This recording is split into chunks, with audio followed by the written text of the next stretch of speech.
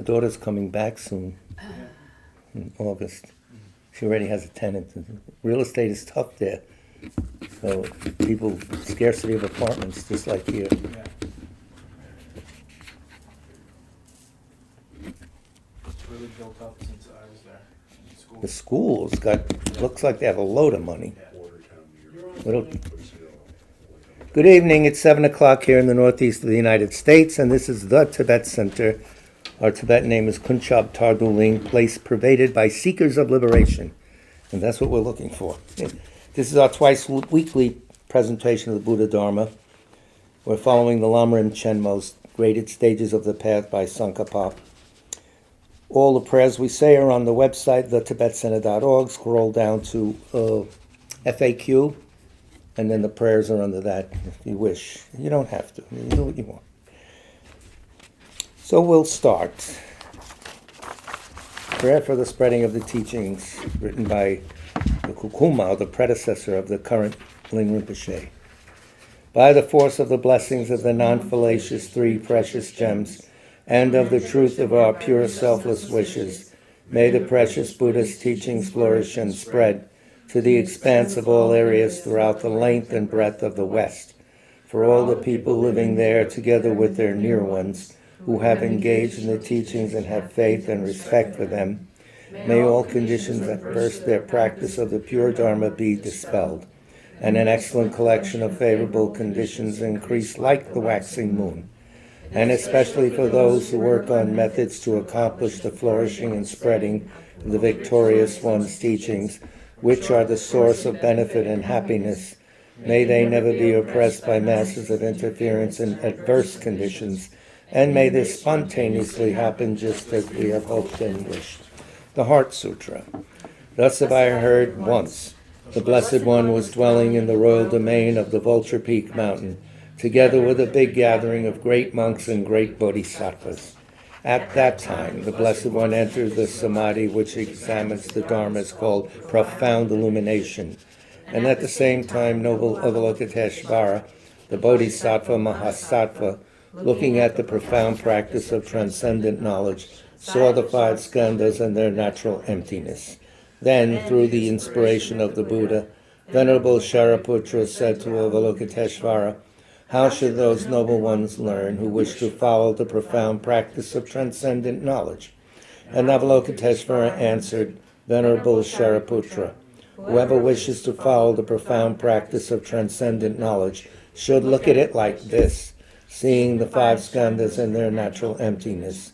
Form is empty, emptiness itself is form. Emptiness is not separate from form. Form is not separate from emptiness. In the same way, feeling, discriminating awareness, compositional factors, and consciousness are empty. Thus all the dharmas are empty and have no characteristics.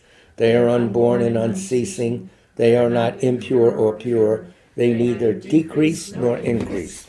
Therefore, since there is emptiness, there is no form, no feeling, no discriminating awareness, no compositional factors, no consciousness, no eye, no ear, no nose, no tongue, no body, no mind, no appearance, no sound, no smell, no taste, no sensation, no objects of mind, no quality of sight, no quality of hearing, no quality of smelling, no quality of tasting, no quality of sensing, no quality of thought, no quality of mind consciousness. There are no nidanas from ignorance to old age and death, nor their wearing out. There is no suffering, no cause of suffering, no ending of suffering, and no path, no wisdom, no attainment, no non-attainment. Therefore, since there is no attainment, the bodhisattvas abide by means of transcendent knowledge, and since there is no obscurity of mind, they have no fear. They transcend falsity and pass beyond the bounds of sorrow. All the Buddhas who dwell in the past, present, and future, by means of transcendent knowledge, fully and clearly awaken to unsurpassed, true, complete enlightenment. Therefore, the mantra of transcendent knowledge, the mantra of deep insight, the unsurpassed mantra, the unequaled mantra, the mantra which calms all suffering, be known as truth, for there is no deception, In transcendent knowledge, the mantra is proclaimed. Tayata Om Gate Gate Parasam Gate. O Shariputra, this is how Bodhisattva, Mahasattva should learn profound transcendent knowledge. Then the Blessed One arose from that samadhi and praised the Bodhisattva Mahasattva Avalokiteshvara, saying, Good, good, O son of noble family. Profound transcendent knowledge should be practiced just as you have taught, and the Tathagatas will rejoice. When the Blessed One had said this, Shariputra and Avalokiteshvara, that whole gathering in the world with its gods, humans, asuras, and gandharvas, their hearts full of joy, praised the words of the Blessed One. Refuge in Bodhisattva vow. It's called generating bodhicitta, but there's also refuge in it. With the wish to free all beings, I shall always go for refuge to the Buddha, Dharma, and Sangha until I reach full enlightenment.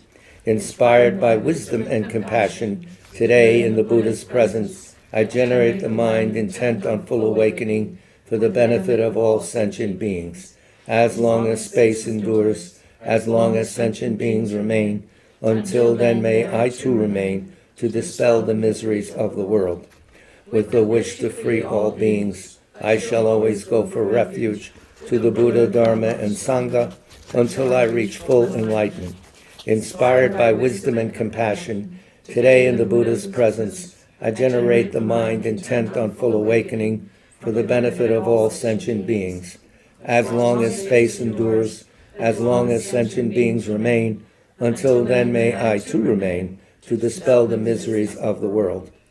With the wish to free all beings, I shall always go for refuge to the Buddha, Dharma, and Sangha until I reach full enlightenment. Inspired by wisdom and compassion, today in the Buddha's presence, I generate the mind intent on full awakening for the benefit of all sentient beings. As long as space endures, as long as sentient beings remain, until then may I too remain to dispel the miseries of the world. And that's the theme of our center. That's why we're studying, to dispel the miseries of the world. And our own misery while we're at it too. So we usually stay one round of Om Mani Padme Hum. You could do that. Or you could just relax your mind. Make sure your face muscles are relaxed. That's a big help. Start a smile if you want quietly. You see what that does to you? And that's that. Om Mani Padme Hum. Om Mani Padme Hum. Om Mani Padme Hum. Om Mani Padme Hum. Om Mani Padme Hum. Om Mani Padme Hum. Om Mani Padme Hum.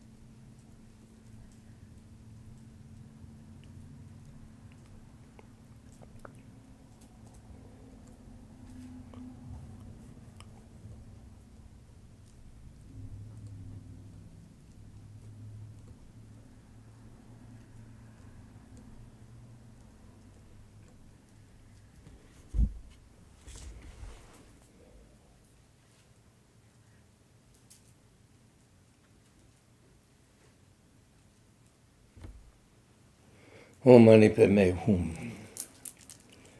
So the main course of study we'll be covering in the next few months while Venerable Nikki is away is the Lamrim. And basically we're looking into a new version of it, a very modern version of it called Practicing the Path by Yangtze Rinpoche in the tradition of Geshe Sopa. He was in a previous life Geshe Sopa's teacher. He's now is Geshe Sopa's student in this life.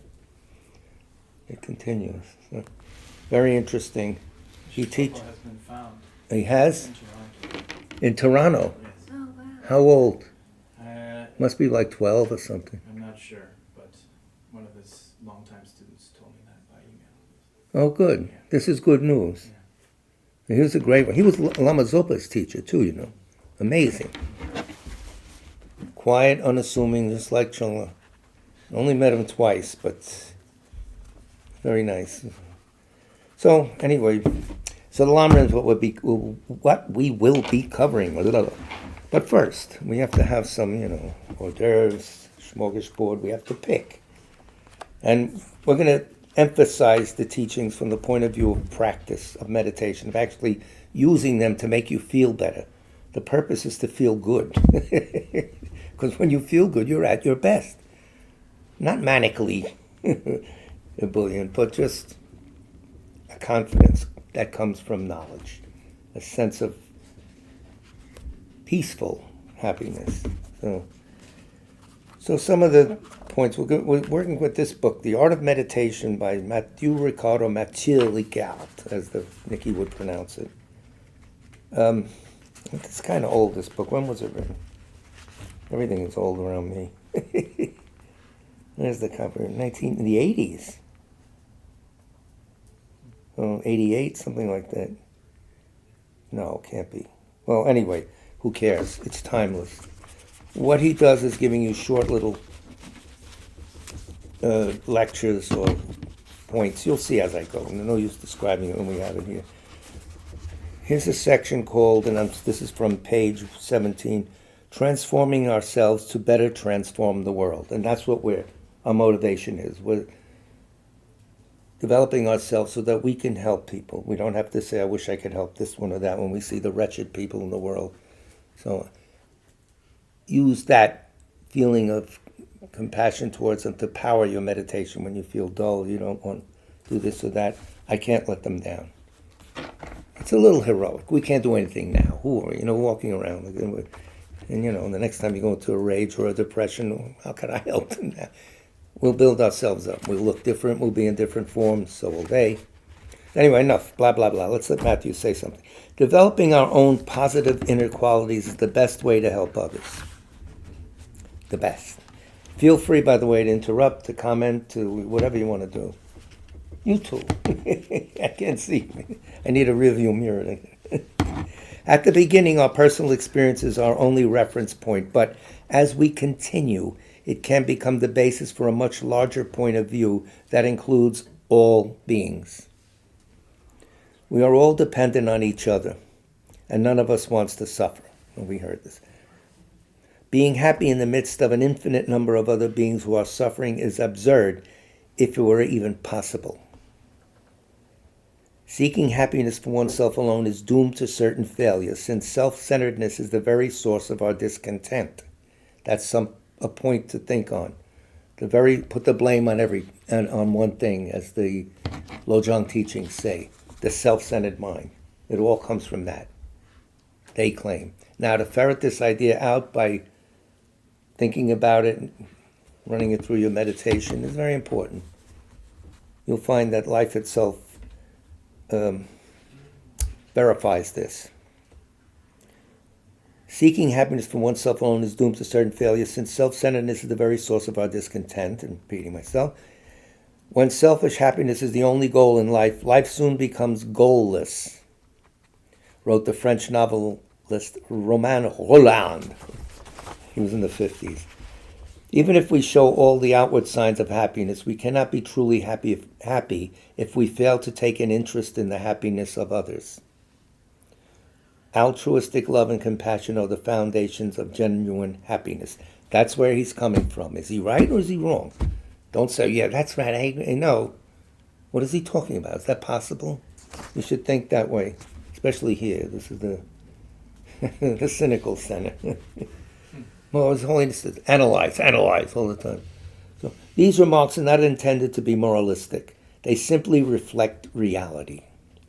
Seeking happiness selfishly is the best way there is to make yourself or anyone else unhappy. That's the best way. You want to be unhappy?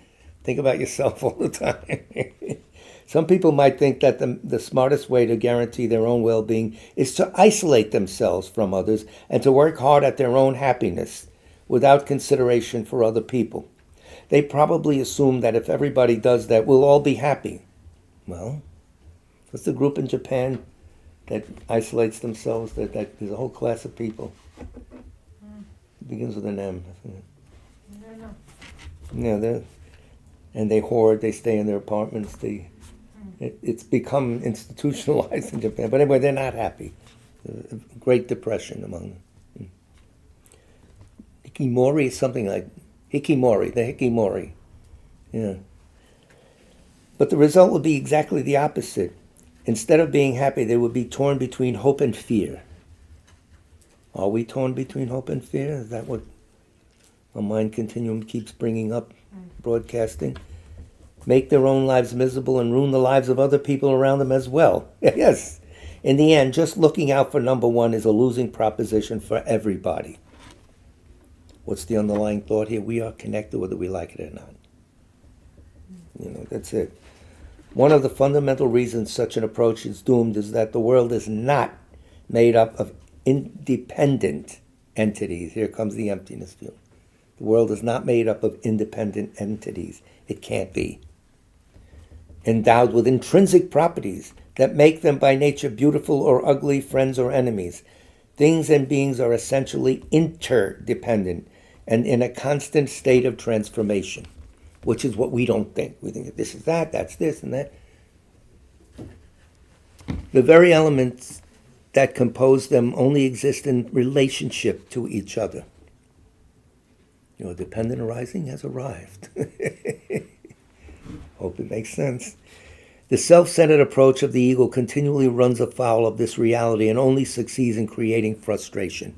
If everything is a certain way and you think it's not and you're insisting that it's this way, well, you're going to have a problem. So welcome to the world. How are you? Altruistic love, according to Buddhism, is the wish that others be happy, an attitude that consists of wishing others to be happy and find the true cause of happiness. Not only you wish them to be happy, that they find the cause and they actualize it. Compassion is defined as a desire to put an end to the suffering of others and the causes of that suffering. These are not merely noble sentiments. They are feelings that are fundamentally in tune with reality. So that's something we could work on, and it brings in the idea of emptiness, the wisdom element.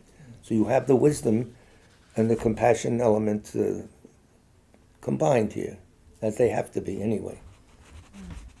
All beings want to avoid suffering just as much as we do. Moreover, since we are all interdependent, our own happiness and unhappiness are intimately bound up with the happiness and unhappiness of others. Cultivating love and compassion is a win-win situation. Personal experience shows that they are the most positive of all mental states and create a deep sense of fulfillment and wholesomeness. Research in neuroscience, yes, also indicates that among all kinds of meditations, those focusing on unconditional love and compassion give rise to the strongest activation of brain areas related to positive effects. He's one of the ones that went under the lab with that cap on his head, all the fMRI sensors on my, and he was like, he wowed the crowd. Him and a few of the other heavy. So they're trying to get empirical data to prove what the monks are proving, by their speech and by their character and by their teaching. So they have. In addition, he's also a scientist. He's a biologist. He has a PhD, so he's Ricard from the Pasteur Institute, which is a big deal. So, Nikki knows him. I met him once. You met him? Yeah. Did you speak for lunch? He autographed my book. He has a really very big good. book. Yeah, he has several. Yeah. He has one on vegetarianism, which Marie devoured. It was delicious. No. In addition, the behavior that they give rise to is intended to benefit others. In other words, these impulses in the brain translate to behavior that helps others. So this is not useful parlor game. This is serious practical science. In order for deeds we perform for the sake of others to have the intended benefit, it must also be guided by wisdom. The wisdom that we can acquire through meditation. The ultimate reason for meditating is to transform ourselves in order to be better able to transform the world. Or, to put it another way, to transform ourselves so that we can become better human beings in order to serve others in a wiser and more efficient way. It gives your life the noblest possible meaning. Comments, complaints? Want to return it for money back? No? So you think this is true? I do, yeah. I find that in learning that from Buddhism, or to really think about considering what others' well-being or what others are going through, it was always a notion to me, obviously, because it's kind of like basic ethics to consider others around you, but to consider it so profoundly as almost an antidote to self-grasping, to say, like, when I'm really in like this self-grasping tunnel and everything's bad and it's all going bad for me, that's how it can feel. But it almost feels more habitual now to think, like, the minute I start feeling that way, I wonder how someone else in the room feels all of a sudden. And it really does just open things up to the point that I'm not in this narrow kind of like negative mindset, and I'm also not thinking about myself so much. And It's healthy, that's right. Yeah, and I feel like it has a lot of more interesting results. It's not such a dead end. It kind of That's right. It opens the mind. Things multiply Yeah. around me where I'm thinking about more interesting things. It's a lot more interesting than thinking about myself, thinking about others. Yeah, I'm boring. And Well, it is kind of boring. Like, get over it, I don't And know. it takes its own energy. You start thinking about your own energy, and it just It's builds and cyclical. builds. Yeah. I see where mental illness comes from, where it's out of your control. The energy's built up so much, you can't bring up a thought that's out of that power. It's very hard. You try to drink, that might, or this or that. If I'm thinking about others, remember I kind of end up in a funk of my own when I start to think about others. It brings me out of the funk, but I end up coming back to myself. Yeah, we all do, man. Thinking about the funk I'm in. This takes a while, So, but it's been worked on. Especially Lojong teachings, they're helpful for this. You don't have to read a lot of books. The basic mind training teachings from the old Kadampas of the Wild West.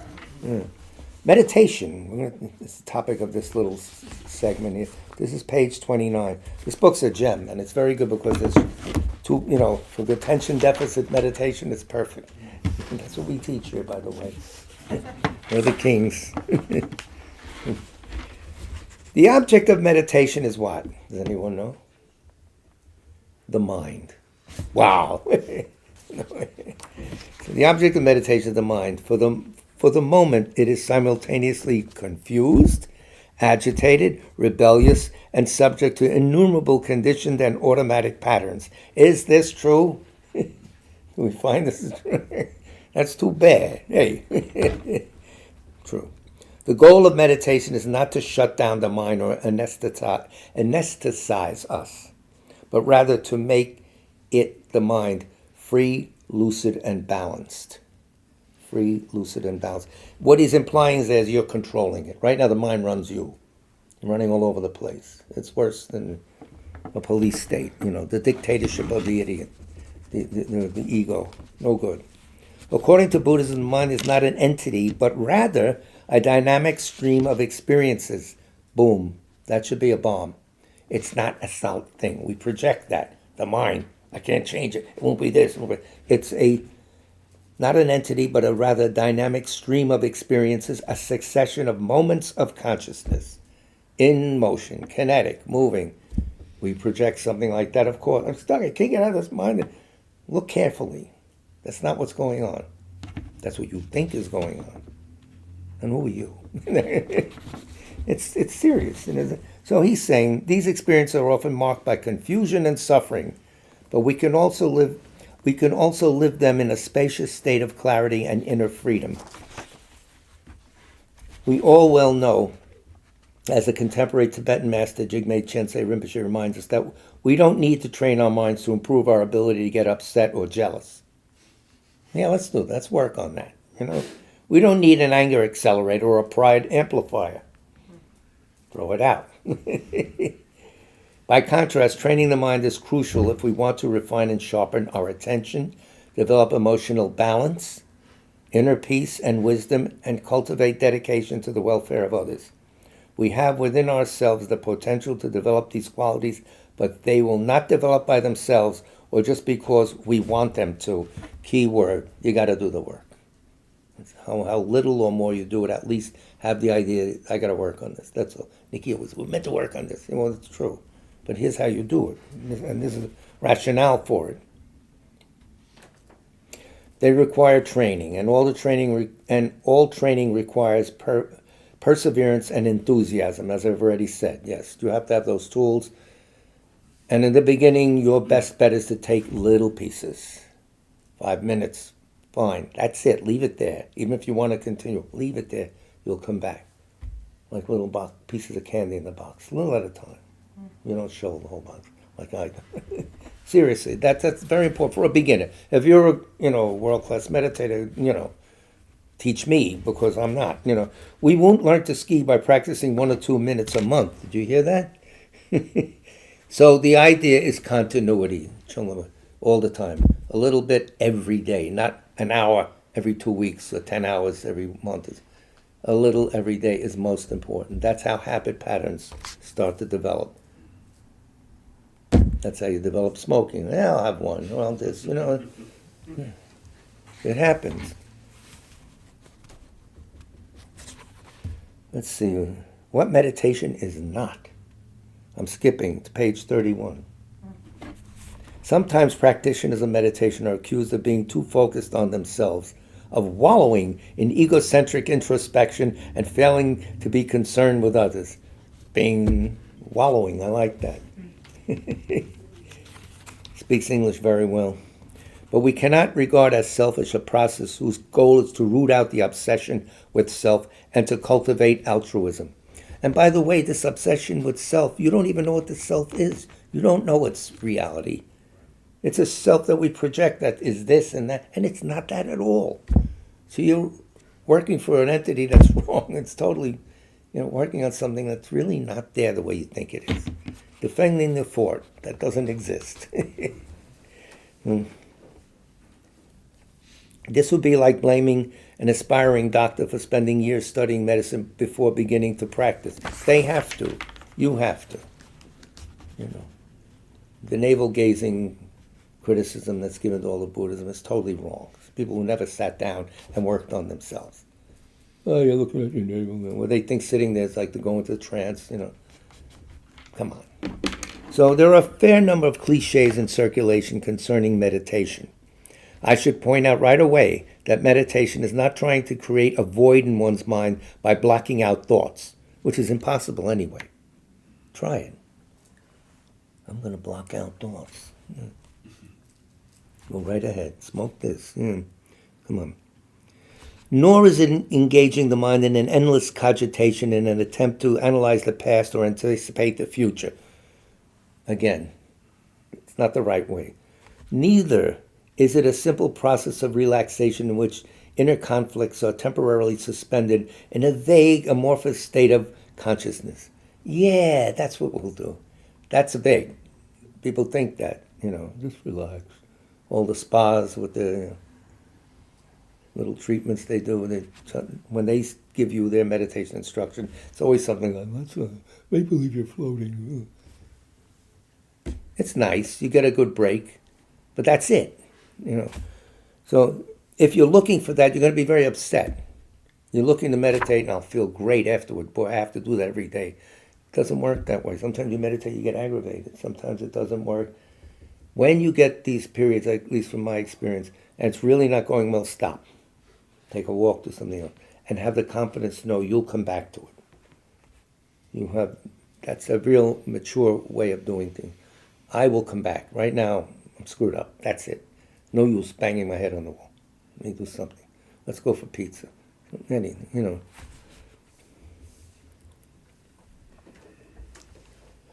It's an amorphous state of consciousness. There is not much point in resting in a state of inner bewilderment. The more time you spend in that state, the more habituated you get to it. That's another point of the mind. Whatever you show it, it picks up and wants to repeat it. It starts a whole thing. So there is indeed an element of relaxation in meditation. but it is connected with the relief, and this is very important now, that comes from letting go of hopes and fears, of attachment and the whims of the ego that never stop feeding our inner conflicts. That's where the peace comes from. So I'll repeat the 5 lines again. There is indeed an element of relaxation in meditation, but it is connected, or you could say caused, with the relief that comes from letting go of hopes and fears, of attachments, and the whims of the ego that never stop feeding our inner conflicts. You think this is useful, true, false? Read that sentence one more time. Yes, I would love to. I marked it up years ago and it's still there. Indeed, an element of relaxation in meditation. Okay, you're not stoned though. It's not a soporific treatment. It is connected with the relief that comes from letting go of hopes and fears, of attachments and the whims of the ego that never stop feeding our inner conflicts. There's room now. You're not chasing this. I hope this. Oh, I hope this doesn't happen. That's not pleasant. And by the way, the tool you're doing that with doesn't know reality. So you're bound to failure. Unless you have a wisdom consciousness. Then you won't have that problem. Attachments and the whims of the ego that never stop feeding our inner conflicts. Like they're saying that like there's an element of relaxation in the sense that you're able to objectify these things and they're not. You don't feel so tightly grasped. to them. Yes, any reality that you're projecting, unless you're a yogi or a person who's seen emptiness directly, has got something wrong with it. You're assuming this, you might be assuming correctly, without attending towards the truth or whatever, but still it's not the full Monty there, the full thing. So, full Monty? Not really, it's a bad one. The full understanding. I'll do one more quick thing so we can, just a little, something to wash all this down with. It is also said that being diligent in your practice should not depend on your mood of the moment. Whether your meditation session is enjoyable or irritating, easy or hard, the important point is to persevere. Relaxed perseverance. Not, I gotta do it. Never mind that. That has no place. That's no good. Relaxed perseverance. Relaxed awareness. We're not stoned out. The important goal is persevere.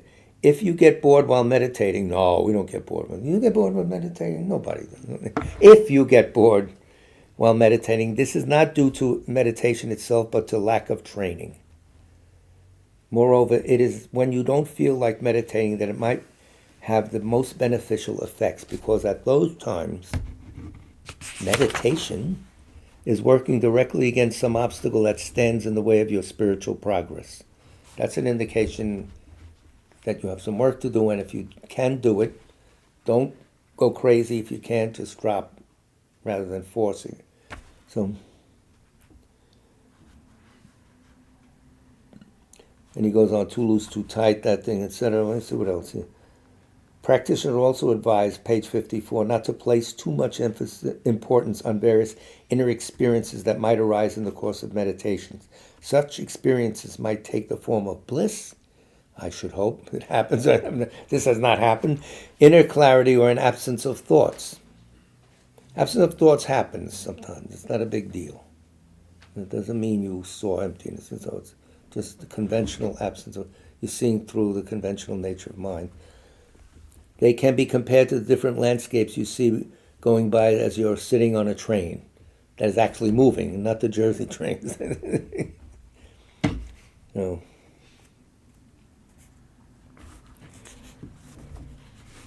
I have one more place marked, but I don't think we have time. We have to study the Lama. I will do mindfulness meditation. This is important. This is page 66. Do you mind this, or do you want to go to Lama? It's helpful, yeah, Great. Yeah. and simple. It's what I like, simple. Our minds get carried away. This is called mindfulness meditation. He's quoting that Pali master, I think in this section, he does, Guna Prabha. Yeah, Bhante Henapola Gunaratna, jewel of something, of the gunas. Ratna jewel. Guna jewel, rather. Our minds often get carried away with all kinds of thought associations in which dwelling on the past and projecting into the future are all mixed up. We become distracted, scattered, confused, and therefore remote from the immediate reality before us. We are hardly aware of what is going on in the present moment, of the world around us, of our sensations, or how our thoughts proliferate. Yes, I would say to this from my experience. Everything is going on except what's supposed to be going on. What's going on now? That's the Zen problem all the time. I tell you, look at what's going on now. So, we are hardly aware of what is going on at the present moment, the world around us, blah, blah, blah, blah. In particular, we lose sight of the basic awareness that always lies behind these thought processes. Now, question is your mind different or the same as your thoughts? Can you have mind without a thinker, thoughts without a thinker? That's something to think about. So our thoughts, the mind, well, you can't say they're not the mind, or they are the mind. I don't know. So this comes up from time to time. Use that as a little something to be aware of. What is your mind? If we're getting to that point.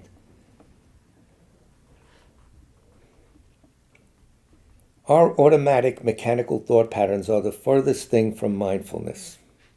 Mindfulness consists in being fully aware moment by moment of everything that arises within and around us, aware of everything we see, hear, feel, or think.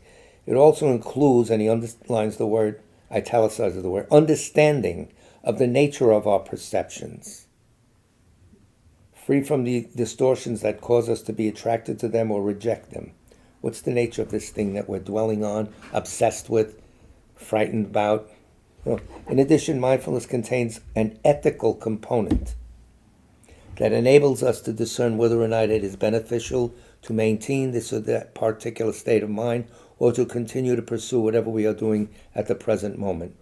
Particularly, you start getting angry at somebody when you're meditating, or this or that. You have a sense of, this is wrong, hold on, wait a minute. That's a good sign, you know. Well, what am I still going on the same ground again? Forget it, we went yesterday, the day before, we went to pull it back. You have an ethical component that actually you cultivate. And being associated with this kind of literature, being around people who practice is very important to develop that. It develops sub rosa, subliminally, underneath, you know. He comes here, this is a big one now, on page 67. The past no longer exists. The future hasn't arisen yet. And the present is paradoxically, simultaneously ungraspable, because it never stays still, and unchanging, because, as a famous physicist once said, the present is the only thing that has no end. You can sit on that for a second. The present has no end. Hey, this is big. Let's end the present right now. Wait a minute. It's also hard to find the present. That's right. It's ungraspable, simultaneously ungraspable, for it never stays still, and unchanging, because, as a famous blah blah, the present is the only thing. Cultivating mindfulness does not mean that you should not take into account the lessons of the past or make plans for the future. Nothing wrong with that. Rather, it's a matter of living clearly in the present experience that includes them. So we won't go too much farther than that, but it's a lot to think about. So when the presence ends, then we'll start. Something like that. What did Guna Prabha say? Let's see. Here he is. Sources of information. This is Bhante Henapola Gunarata. Mindfulness that makes something simple. Mindfulness simplified. I think he wrote a book. He's based in America, I think in Virginia. He's a Pali practitioner. When you hear a sound, this is sources of inspiration. When you hear a sound during meditation, pay no attention to the experience of hearing. Pay attention to the experience of hearing. That and only that. No mind movies. This is him talking. Because you see it, you hear it, there's that dog barking. I wish you would put him in. I wish you would do this. Papa, the dog is barking, let it loose. Get to have that. There's that car coming by again, boom, boom. You know, hip-hop lyrics, F you this and that, you know, the city noises. It's just sound. Don't add to it with your mind movie. You have to develop that ability to see it without adding in. All that aggravation still comes from you. Somebody else might hear it and they're not doing it. So it's not intrinsic to the sound. So that's a big point. No mind movies, no concepts.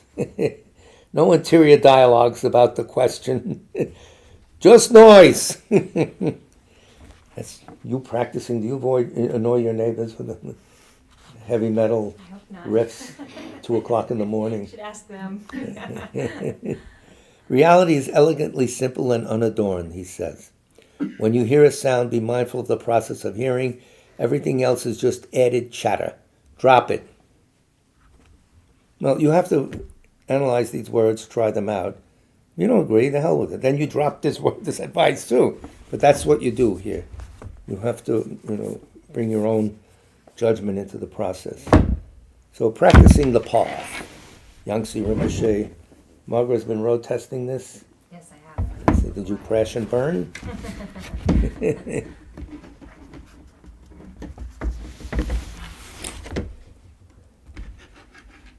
So I'm going to repeat some of last night. This the introduction, the overture to the courses, are just a little here and there.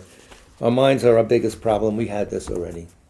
The reason is because our minds make so many mistakes in the way they relate to the external world. We don't see reality. That's all. We'll leave it at that. The solution to this is to refine and improve the mind's relationship with its objects, or what it sees, or what it thinks about. It doesn't have to be a physical thing. It could be a mental event. And how does it relate? This is the sole method for establishing stable and enduring happiness. That's a bomb. That's the only way. Not going to the Riviera or something like that. Whatever.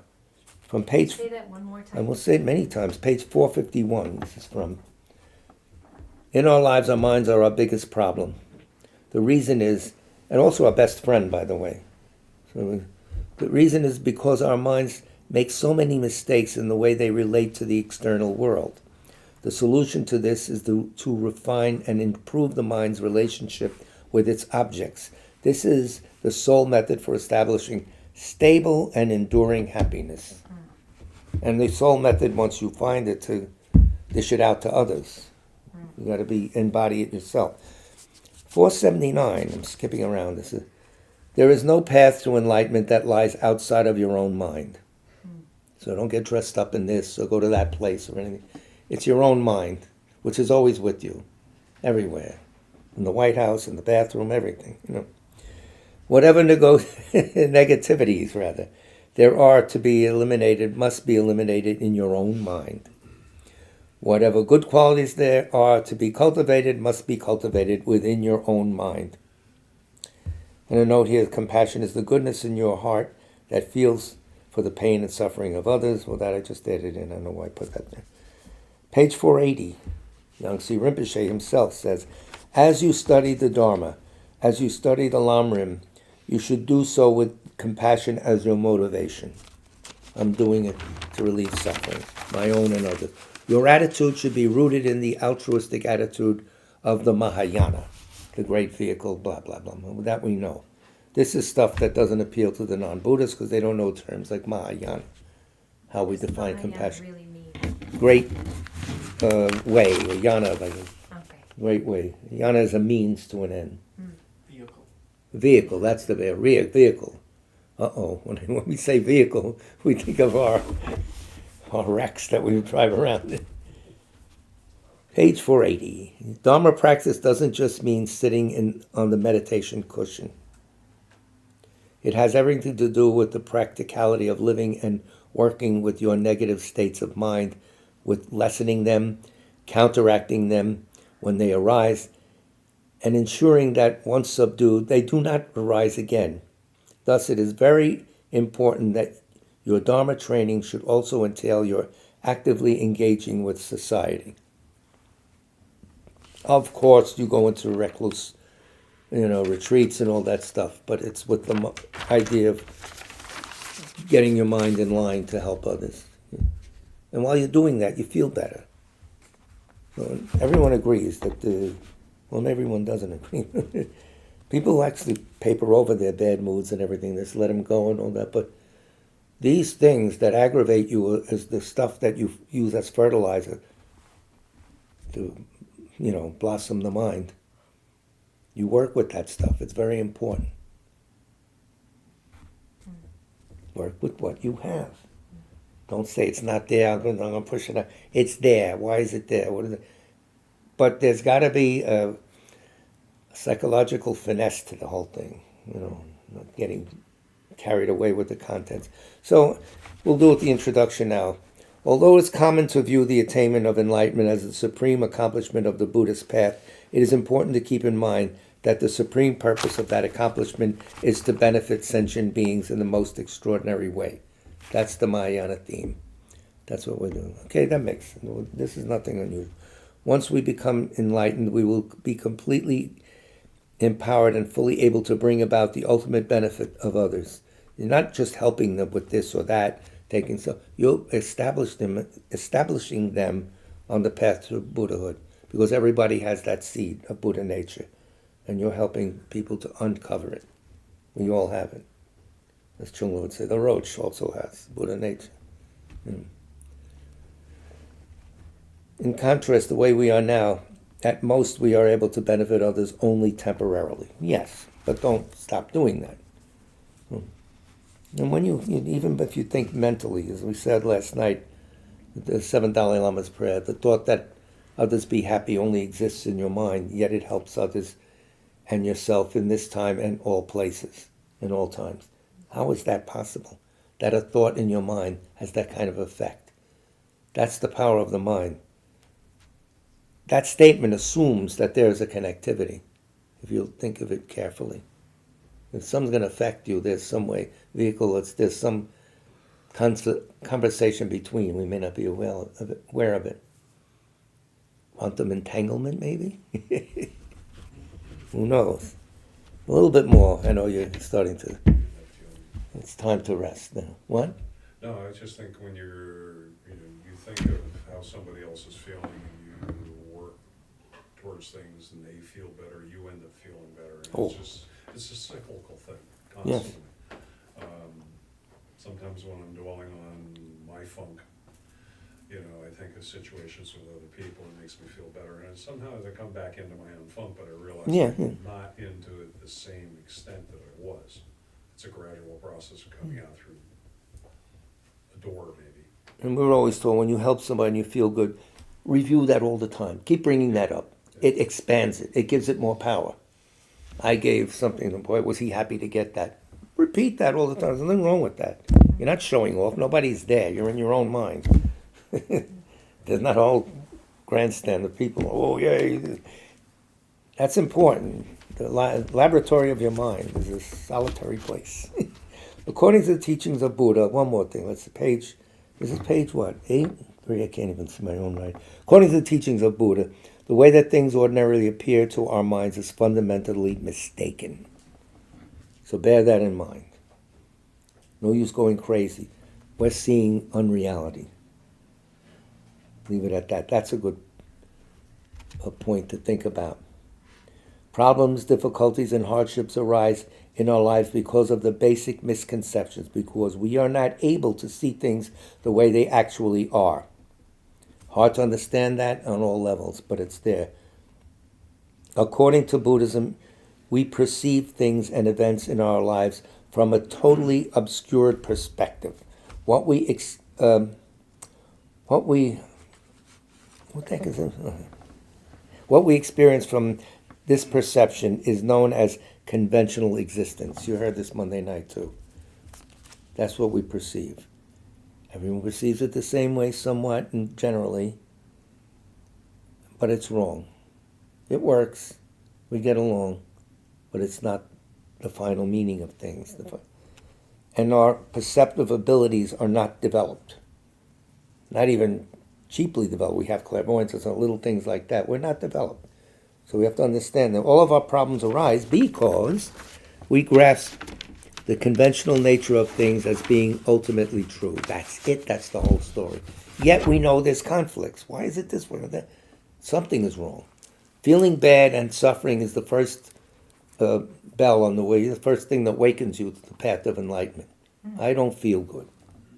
That's why truth of suffering is good. Truth of suffering, why didn't he say just cause of suffering and then suffering? He doesn't put it in that order. Path and then enlightenment. He reversed that. It's like going to the doctor. You only go to the doctor when things hurt. And you finally go to the doctor, you got to help me. It's terrible pain. I'm going quiet. Right, sit down, be quiet. Truth of suffering.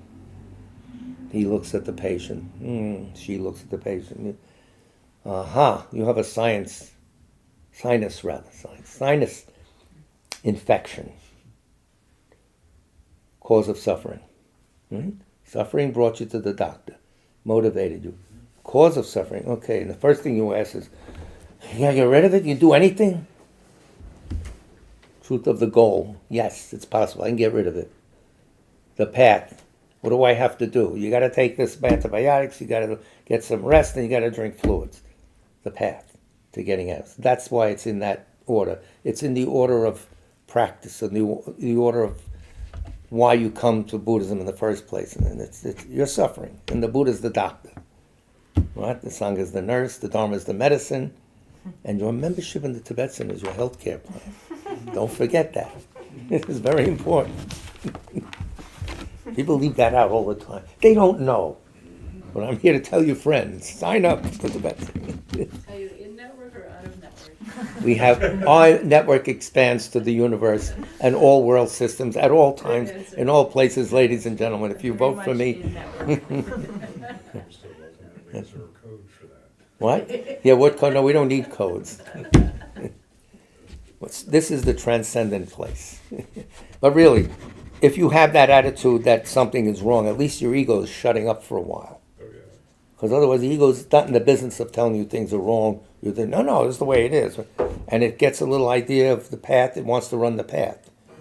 Rinpoche, Trungpa Rinpoche used to say, the ego wants to run its own funeral. It wants to direct its own funeral. These are practices that get rid of it. The ego starts to be in charge. So you have what? Spiritual materialism. You have people talking about, I went to this kind of that there, I read this. Yeah.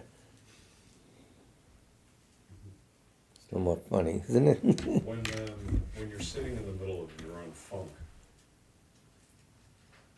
We're a is that a raincoat. No. meditation unto itself, if you tend to stay there and think about it? If you willfully stay there for a purpose, but if it's just carrying you, I don't think it's meditation. I think when You're aware of it.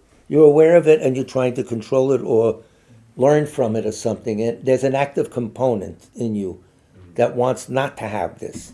That's important. Right. That's the beginning of improvement. Right, the opposite would be just like wallowing. Wallowing in it and doing this and then thinking this is, that's the way things are. It's not the way things are. First of all, you don't have the apparatus to see the way things are right now. Admit that. Doesn't mean you're stupid. You should hide under the couch or something. There's no room. But, it's a big point, all this, Not feeling good, you can be useful. Don't get used to it. I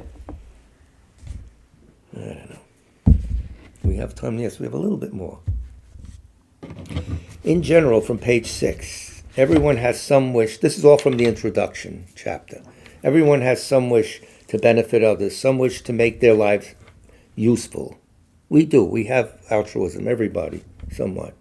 Maybe to people close to you, that's prejudice, a mother with her kids, but nothing wrong. It's still altruism. But in order to actually accomplish this, we must let go of our sense of self-importance. Ego grasping is the greatest obstacle to the wish to benefit others. The more we can diminish our self-cherishing mind, the purer and more fruitful our wish to benefit others will become. Not easy to do. I'm going to get rid of my self-cherishing mind. You got to see how it works, what its, tactics are, how you fall right in line with it, and it feels good and it's natural. That has to be uncovered. For what? For a better happiness. So they claim. Don't think that I have these abilities. I'm reading from books. Trying to become aware of exactly how much we are cherishing ourselves is the perfect practice for the beginner. Where is this self-cherishing? What's going on? How does it show up? What's its color, its flavor, its no. Coming to the recognition of the depth and the grossness of our self-cherishing mind early on in the path is essential. Grossness, it's essential, he's saying. So we'll leave it at that, on the word grossness. You shouldn't feel bad about yourself. But anyway, so the emphasis is going to be Lamrim. We'll go through all the steps, taking refuge, blah, blah, blah. But with an emphasis of making ourselves the entity of the Lamrim. Did anyone send in names, Darren? Anne Burrell. That name sounds familiar. There's a famous pianist Sure. that just died. Yesterday, famous pianist. Jazz or classical? Classical. Darren, do you hear of any pianists that passed away lately? Any who? A famous classical pianist? No. No. Well, anyway, What's his name? we help everyone who's passed away because It's, That's all. First it's not Horowitz, he's gone already. name. Alfred Brendel. Yes. Alfred Brendel, Oh, yeah. Yeah. Brendel. Brendel. Well, you heard it on the classical station. Of course. Anything else in here? Of course, the victims of all the violence in the world, which is nuts. Really. Thank you. Sutra, the recollection of Noble Three Jewels, I prostrate to the Omniscient One. Thus the Buddha, Bhagavat, Tathagata, Arahat, Samyak Sang Buddha, the learned and virtuous one, the Sugata, the knower of the world, the charioteer and tamer of beings, the unsurpassable one, the teacher of devas and humans is the Buddha, Bhagavat. The Tathagata is in accord with all merit. He does not waste the roots of virtue. He is completely ornamented with all patience. He is the basis of the treasures of merit. He is adorned with the minor marks. He blossoms with the flowers of the major marks. His activity is timely and appropriate. Seeing him, he is without disharmony. He brings true joy to those who long with faith. His knowledge cannot be overpowered. His strength cannot be challenged. Of all sentient beings, he is the father of bodhisattvas. He is the king of noble ones. He is the guide of those who journey to the city of nirvana. He possesses immeasurable wisdom. He possesses inconceivable confidence. His speech is completely pure. His melody is pleasing. One never has enough of seeing him. His form is incomparable. He is not stained by the realm of desire. He is not stained by the realm of form. He is not affected by the formless realm. He is completely liberated from suffering.